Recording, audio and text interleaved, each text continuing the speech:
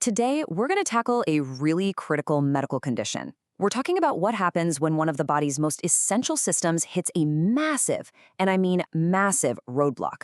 This is all about bowel obstruction, a total breakdown in the flow of our gastrointestinal tract that can turn into a life-threatening emergency in no time.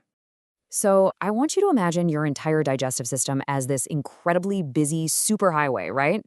Traffic is always moving, things are getting processed, everything's flowing smoothly. But what happens when that highway suddenly has a total shutdown, a complete standstill? That's the question we're diving into because understanding this traffic jam is the key to everything.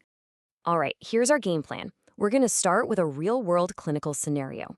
Then we'll quickly review how things are supposed to work, the normal flow. From there, we'll get into the nitty-gritty of how the system breaks down, connect that to the warning signs you'd see, and finally, talk about how we clear the obstruction. Let's get into it. To really understand just how serious a bowel obstruction is, let's start where all begins for us in healthcare, with a patient who is clearly in a lot of trouble. This is the classic picture, and for a very good reason. You've got the intense pain, the belly bloating up like a balloon, the vomiting, and the big one, nothing is getting through. No gas, no stool. Every single one of these symptoms is a siren going off, screaming that there is a major blockage on that internal highway. This is way beyond just a stomach ache. It's a system in crisis. Okay, so before we can figure out what's broken, we need to understand the blueprint, right? To really appreciate what goes wrong in an obstruction, we first need a clear picture of how this whole system is designed to work. So let's take a quick look at the normal flow of traffic. Let's stick with that superhighway analogy. The small intestine, that's where all the important cargo, the nutrients from our food, gets unloaded into the bloodstream. Then, the large intestine acts like the final processing center, absorbing water and getting the waste ready for exit. And what's the engine driving this whole convoy? That's peristalsis. These powerful, coordinated muscle waves just keep pushing everything forward. When it works, it's a thing of beauty. So we've seen the system working perfectly. Now, let's talk about what happens when it breaks. This is where we get into the core mechanics of how a bowel obstruction actually happens. At its core, a bowel obstruction is exactly what it sounds like. It is a blockage, period. It stops everything in its tracks, food, liquids, even gas. It is a complete and total standstill. Now, this is a really great way to think about it. There are two main ways this roadblock can happen. On one side, you have a mechanical obstruction. This is a physical thing in the way. It's a literal car crash on the highway. On the other side, you've got a non-mechanical obstruction. This is a functional problem. The road is totally clear, but the power is out. The engine of peristalsis has just stopped working. So what causes these physical crashes? Well, the number one culprit, especially if someone's had surgery before, is adhesions. Think of them as bands of internal scar tissue that can literally tie up and choke the bowel. But you can also have tumors, hernias, or strictures, which are just narrowings of the bowel.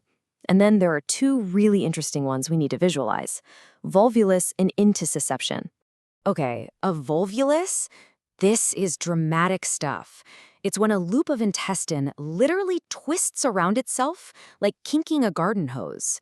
It doesn't just block the path, it also cuts off its own blood supply. And this picture shows it perfectly. You can see how that simple twist creates a complete shutdown. Everything upstream of that knot is going to start backing up, and crucially, the tissue in that twisted section is now in serious jeopardy. Now, intussusception is a little different. It's not a twist. It's more of a telescoping action, where one piece of the intestine just slides into the part right next to it. Think of how you'd collapse an old-fashioned spyglass. This image gives us a fantastic cross-section view. You can see how that one section has folded into the other. This doesn't just block the tube. Notice how it also drags the blood vessels along with it. It's pinching them off and compromising blood flow to that whole piece of the bowel wall. This is so important to understand. Once that blockage happens, it sets off this terrifying domino effect. First, fluid and gas get trapped and start to build up. This backup makes pressure skyrocket inside the bowel, causing it to swell up. That pressure gets so high that it squeezes the blood vessels shut, cutting off blood flow. And without blood, the tissue starts to die. That's called necrosis, which can lead to the bowel wall literally tearing open or perforating. That is a full-blown surgical catastrophe.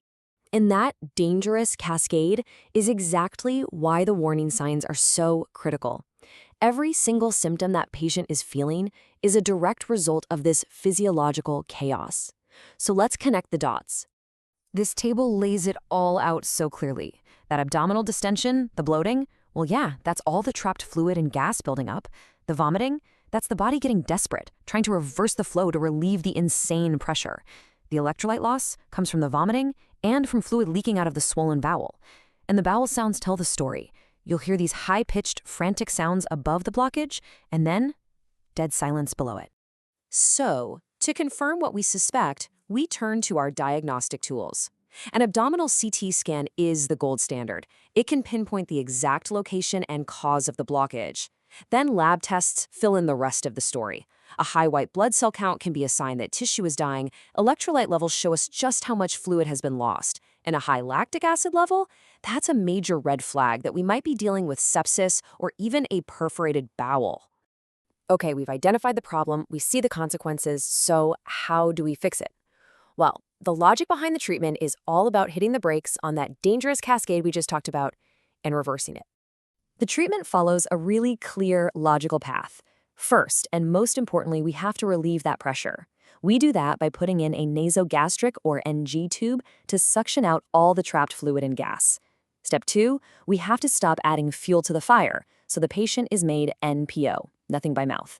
Step 3, we hit them hard with IV fluids and electrolytes to fix the dehydration. And finally, if these steps aren't enough, surgery is the only option left to physically go in and remove the obstruction. And here is where you really see how interconnected everything is. This is not just a GI problem.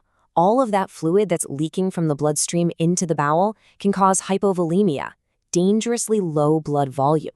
This directly hammers the cardiovascular system, leading to a drop in blood pressure and potentially shock. It's a powerful reminder that no system in the body works in a vacuum. So let's wrap this all up into the full picture. We start with a healthy, functioning superhighway. Then a pathological block happens, a major traffic jam.